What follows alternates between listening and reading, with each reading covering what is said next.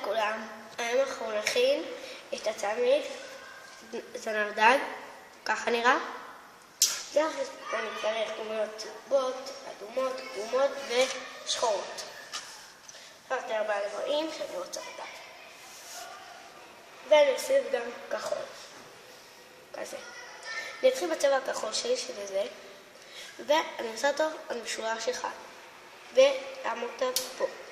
צריכה רק עמוד אחד ושתי עמודים כאלה, ושם אותו ככה. לקחת את הצבע הבא שלי, שזה צהוב, ושם אותו ישר.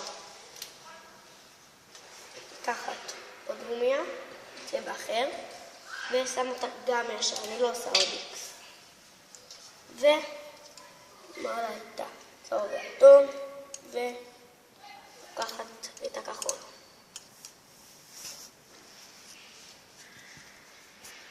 הנה.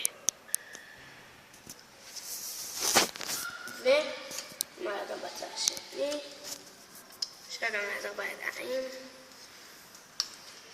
ועכשיו אני עובר את הצבע הבא שלי, שהוא שחור, ושם אותו פה בצורה ישרה ומעלה.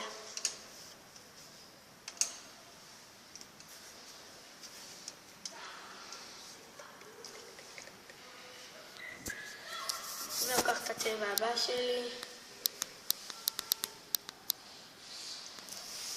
שם אותו ישר ומעלה את האדום.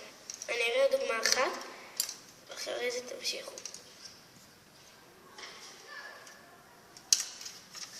הנה עוד פעם, כחול, מעלה את השחור שלי,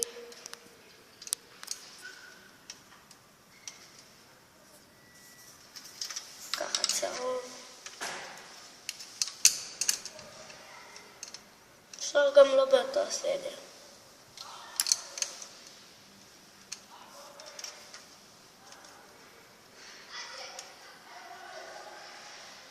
הנה. ככה אתם ממשיכים ונראה איך זה יצא אחרי. הנה, אני חושבת שזה מספיק האמת. פשוט אני דה.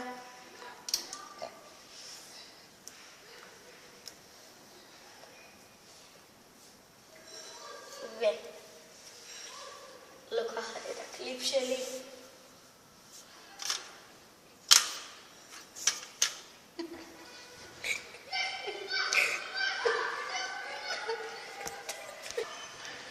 ושם אותו בחלק הראשון.